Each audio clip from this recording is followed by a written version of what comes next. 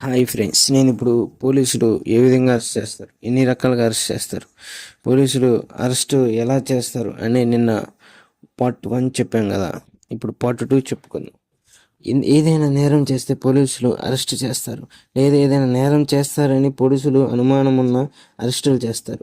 నేరం అంటే ఏమిటి, ఏమి చేస్తే నేరం అవుతుంది, నేరం అంటే అర్థం ఏమిటో ఎక్కడ వివరించడం జరగలేదు. ఇవి నేరాలు, ఇవి కొన్నిటిని ఉదాహరించడం జరిగింది.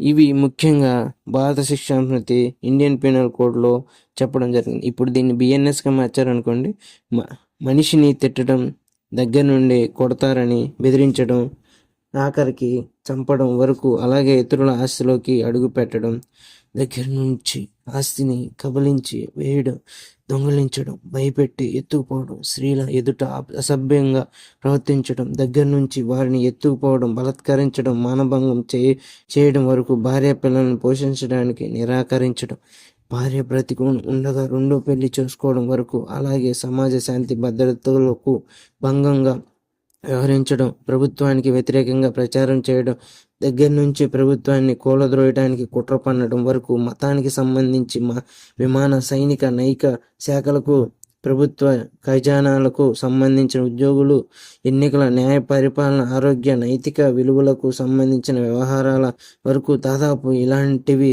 400 నేరాలకు భారత శిక్షా స్మృతి వివరించడం జరిగింది. ఇవే కాక ఇంకా అనేకమైన చట్టాలు చేసి వాటిలో మరికొన్ని వందల నేరాలను ఉదహరించడం జరిగింది. ఏదైనా చట్టం ద్వారా ఫలానా పని చేయడం నేరం అవుతుంది అని ప్రభుత్వం నిర్ణయం చేస్తే అది నేరం అవుతుంది. అటువంటి పని చేసినా, చేయడానికి ప్రయత్నించినా, లేదా చేయమని ఎవరైనా ప్రోత్సహించినా, లేదా నేరం చేసిన వాళ్ళకు ఆశ్రయం ఇచ్చినా అది నేరం అవుతుంది. అలా చేస్తే పోలీసులు అరెస్ట్ చేస్తారు. న్యాయస్థానంలో ఫలానా చట్టం ద్వారా శిక్షించి ఏర్పాటు చేస్తారు. చట్టంలో చెప్పినవి మాత్రమే నేరాలు కానివి నేరాలు కాదు. సమాజం అంటే చట్టాలు చెప్పిన వాటికే నేరాలు అవుతాయి. అంటే చట్టాలు ఇవి నేరాలు కాదని చెబితే అవి నేరాలు కావు. సమాజం నేరమని చేస్తే చాలదు, చట్టం చెప్పాలి. ఒక్కోసారి ఫలానా పని చేయడం నేరమైతే మరోసారి ఫలానా పని చెయ్యకపోవటం నేరం అవుతుంది. సామాన్యంగా ఇంతవరకు సమాజం తప్పు అని భావించిన పనిదే ప్రభుత్వం నేరంగా చెప్పడం జరిగింది.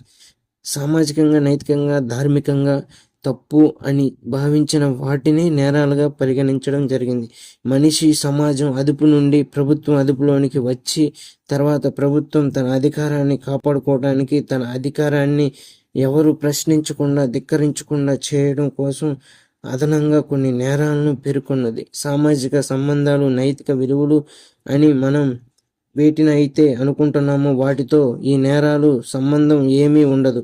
ఈ నేరాలు ఎంత విచిత్రంగా అనిపిస్తాయంటే, ఒక్కోసారి రాయడం నేరం, చదవడం నేరం, పాట పాడటం నేరం, మాట్లాడడం నేరం, బొమ్మ గీయడం నేరం, సైగ చేయడం నేరం, ప్రయాణం చేయడం నేరం, నిలబడడం నేరం, కాళ్ళు చేతులు కదపడం నేరం అవుతుంది. దీనికి సంబంధించిన శిక్షలతో చట్టాలు తయారై ఉన్నాయి. కొన్ని చట్టాలు నేరాలకు సంబంధించి ప్రత్యేకమైన కోర్టులు ఏర్పాటు చేశారు.